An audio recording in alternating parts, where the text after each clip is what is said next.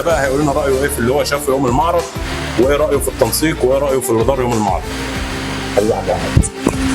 بسم الله الرحمن الرحيم. قبل ما اتكلم لازم برضو اشيد بالناس اللي عملت المعرض، وبشيد بمجهودهم وكتر خيرهم على اللي هم عملوه. هم عملوا كل ده مش عشان حاجه، عملوا كل ده عشان حب الهوايه.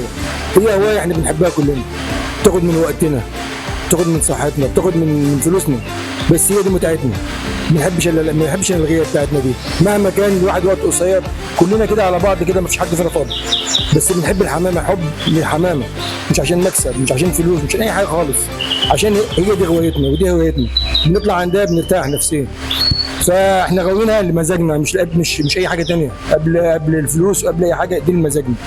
وفي الاخر وفي الاول هي بتعرفنا على ناس كتير، يعني احنا عرفنا ناس ما كناش احنا بنعرفها، من القاهره، من اسكندريه، من كل حته، ناس محترمه وناس يعني الحمام ده حجه، يعني انا بعتبر الحمام ده حجه، اعرف بيه الحاج زكريا، اعرف بيه الحاج عمرو، اعرف بيه الحاج اشرف.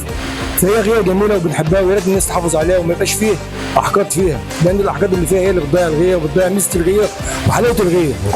انا عندي النهارده بكره مش عندي، انت ليك النهارده حمامه كويسه، الله اعلم بقى بكره تبقى ايه، ممكن ما تكونش موجود عندك، فلازم اديك وتدينا عشان برضه نطور الغيه.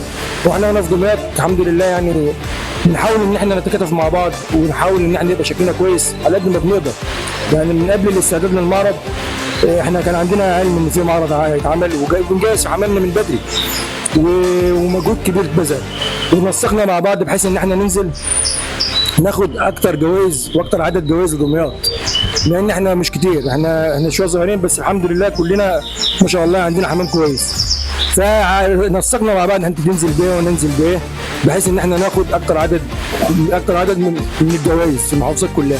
والناس يعني انا كنت شايف الناس اللي بتاعت المعرض، ماسكه المعرض، كانوا مستقبلين استقبال حافل، يعني مفيش بعد كده. ربنا يصلح حالهم، ناس ما شاء الله عليهم، يعني ربنا يكرمهم وكتر الف خيرهم يعني على الاستقبال والتعب اللي تعبوه، ويمكن كمان يعني غير صحيا كمان ماديا هم بذلوا كتير من الفلوس، برضه دفعوا، يعني احنا دفعنا 50 جنيه لاشتراك في السلاك، هم دفعوا اكتر بكتير مننا، فهم يشكروا، ولازم نشيد بيهم من هنا وما ننكرش تعبهم، لان برضه هم تعبوا والحمد لله خرجوا المعرض بشكل جميل، وكل الناس كانت مبسوطه، وانا مني واحد والله، يعني رغم ان انا كنت مطبق، وكل اللي من دماغي كانوا مطبقين ما نمناش، لان مش فاضيين برضه عندنا شغلنا.